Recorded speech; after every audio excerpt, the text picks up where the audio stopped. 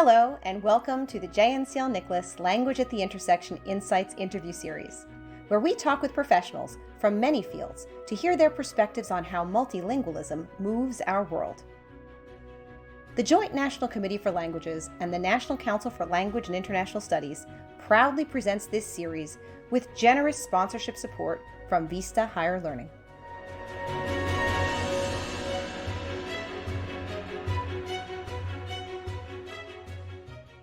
I'm Amanda Seawald, current president of the Joint National Committee for Languages and National Council for Language and International Studies, JNCL-NCLIS, and I am joined today by our president-elect, Linda Ignatz, to introduce you to Sarab Al Ani, who is a senior lecturer at Yale University and will help us explore the intersection of language and community and how multilingualism moves her world.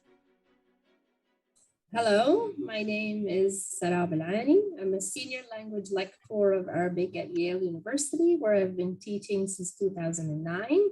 And I'm here today to talk to you about my language intersection, which is language and community. So as I mentioned earlier, I'm an instructor of Arabic at Yale University. And one of the things we try to do when we teach is make sure that our classes and the content that we teach in our classes is connected to the community outside the class. And the story that I would like to teach, even though it's not my particular story, it's my students. However, I think I had a little bit of a role in it. And it started in March 2020. And in that particular class that I was teaching, we were using a project-based approach, which means that the students on their own get to select a project that is related directly to the community, and throughout the semester they get to work on it and they get to complete it. The project, of course, has a number of criteria. One main criteria that they have to follow is that it needs to involve the target language that they are studying and learning.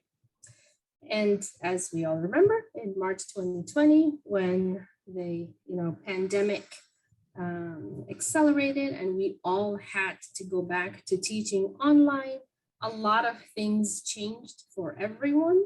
And one of the things that changed is the projects that the students had started, since it became quite challenging for them to complete the projects the way they had planned earlier. So in order to overcome that change, I met with the students and I talked to them and I explained to them that at this point, they have the freedom to change their projects a little bit or a lot, especially taking into consideration that one of the main goals of the project is to be in service of the community. So what happened, to my great pleasant surprise, is that the students, a group of them, changed their project almost completely, and they helped the organization with which they are cooperating, which was an organization that helps a community of refugees and Arab refugees and immigrants in the area. And they helped them in ways that they used their language in a way to offer help to these families of refugees and immigrants. For example, one of the things that they ended up doing is creating information lists in Arabic of places that these families can go to get help in health issues, help with food needs, help with information that they might need regarding the COVID and ways to protect themselves and their children from what to do and what not to do, etc. They tried to create ways in which they can help the kids and those who are students in those refugee families to complete their academic assignments by offering them online help and tutoring sessions via Zoom. And they tried, as much as possible, to be of help to these families in ways that they would use the language, even sometimes when it meant that they had to intervene in a way that they hadn't planned when someone requested a kind of help that family particularly needed. And I was definitely pleasantly surprised because they, even though they had worked so hard on a project that they had started, they did not mind putting almost all of it behind them in order to focus on the immediate needs of those families that that particular situation had created. And so it was a perfect in a way that they put the knowledge and the skill they had of the language in a perfect use that was beneficial for them, because they definitely grew as they used their language in an authentic situation, but also to help the other party in what they need. So that's basically the story that I was here to share with you. What a beautiful story, and what a phenomenal activity, and it's such an important time, and the way that the students reacted, I think, is just so meaningful to what we do as language educators, and in my opinion, as the global liaisons for our schools and our universities. So I think that from that perspective, I want to just ask you, in what ways as an educator has multilingualism shaped you as an educator? So I would say that there's definitely more than one way, but maybe the most important is to realize that having a second and or a third language is really having that extra tool that can help any person in their personal as well as professional life. And in many cases, that is a unique tool that someone else might not have. And that this tool gives that person that kind of advantage in progressing themselves on a personal level, on a professional level, and also helping others. So that realization, I think, only comes when a person has actually experienced that. And then for us as educators, it is an experience that we wish we can also transform to all of our students. Beautiful. Let me ask you, in what parts of your life would not be possible without being multilingual? My work, for instance, that's one major and clear thing. And also putting things in perspective when encountering different situations, small or big. Being multilingual, I think, enables you to put any situation that you encounter in perspective, and perhaps also enables you sometimes to put yourself in the shoes of the other party that's in front of you, that's interacting in whatever it may be. And in doing so, in having that ability to evaluate something from a different perspective, I think allows for easier problem solving. Again, whether we were talking on a personal level or a professional level, or something big or small, it makes it easier to work around issues, because A, you have the perspective, B, you can put yourself in the place of the other, and hence it makes it easier to find a solution, a resolution, a middle ground, etc.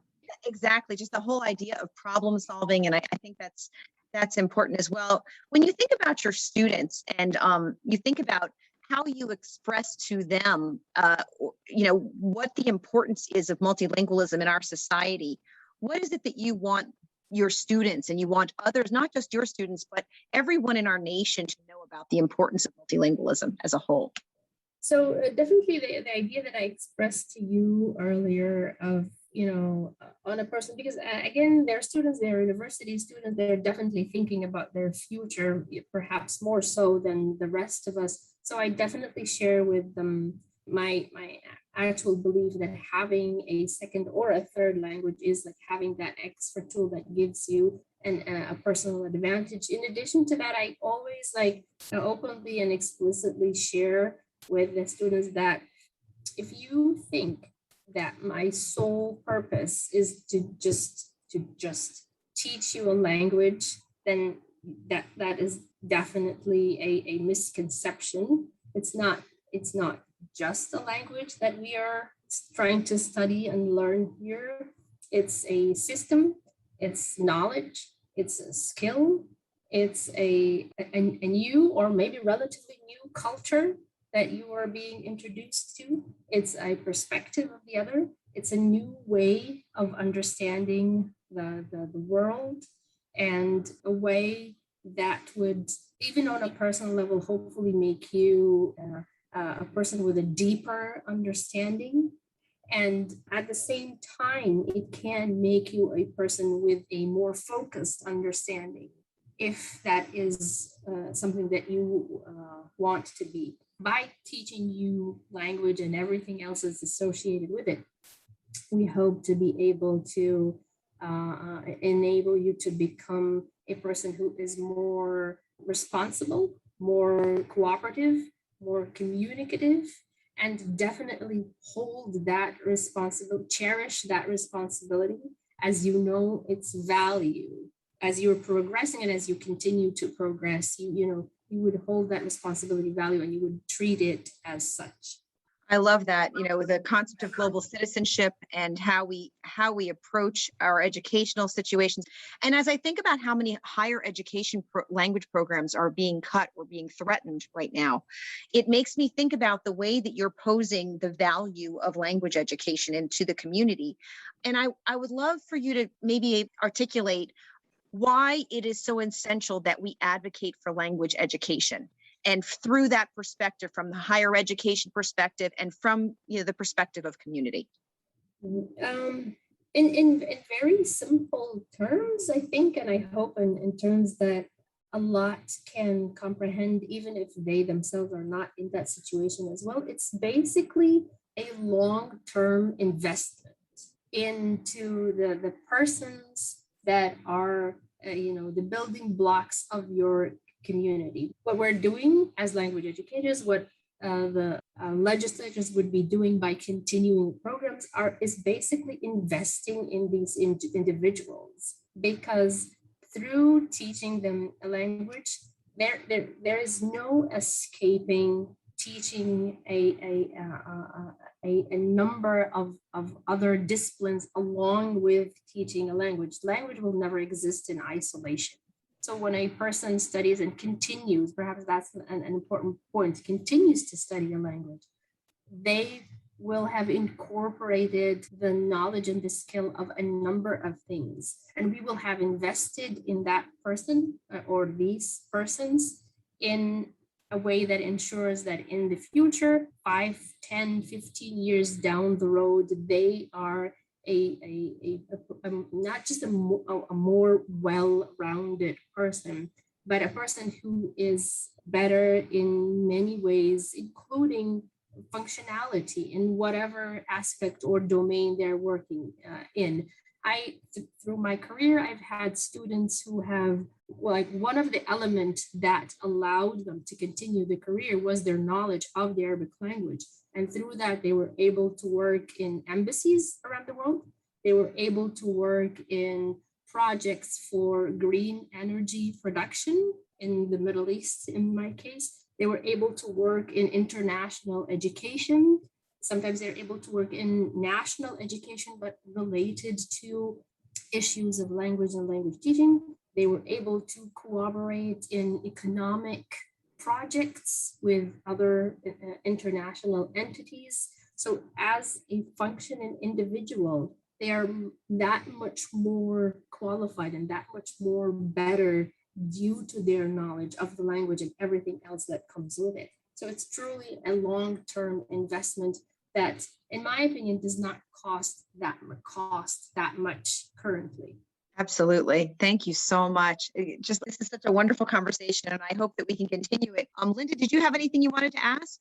Yeah, I was really kind of intrigued to go back to that intersection piece and wondered if you had maybe some sort of anecdote about, from the community perspective, of how your language learners have really impacted their lives in any way. If that, thinking about that as sort of a goal, and I think of that in so many of the other, the heritage communities we have all around the country, and certainly elsewhere as well, the import of serving a community via language skills. And I wonder if you just have like a brief little story or something that could put a face to that.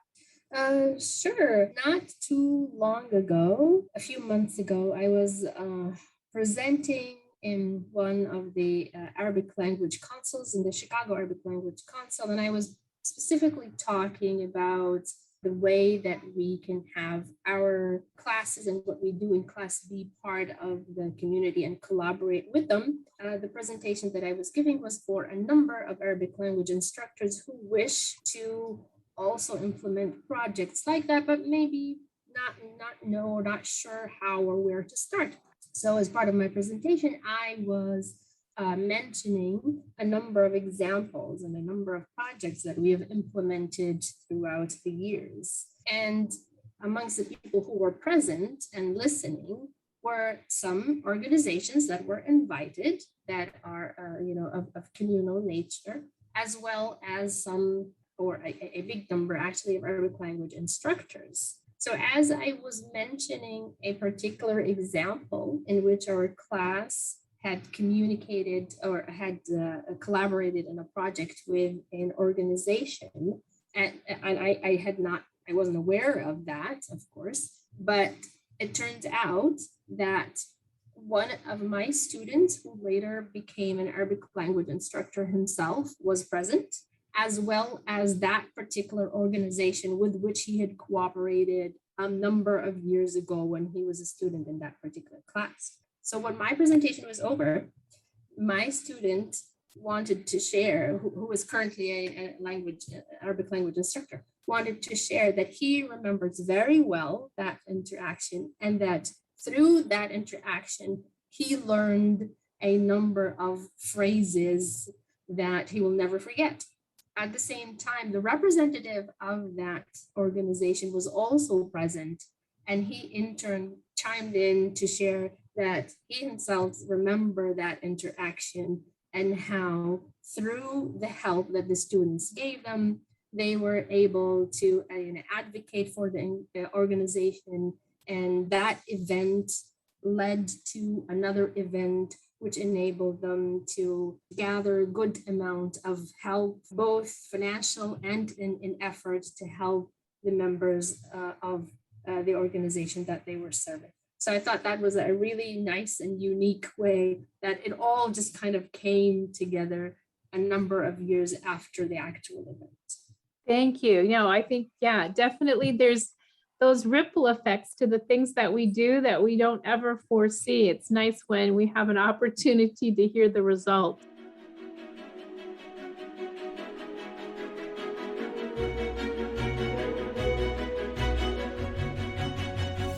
That concludes today's featured story from our Language at the Intersection Insights interview series. For more information about the advocacy work of the Joint National Committee for Languages and National Council for Languages and International Studies, please visit www.languagepolicy.org. To learn more about this interview series, hear stories from other professionals, and explore how language moves our world, visit www.languagepolicy.org/language at the intersection. Thank you to our interviewees for sharing their stories. Thank you to our series sponsors, Vista Higher Learning, and thank you all for listening.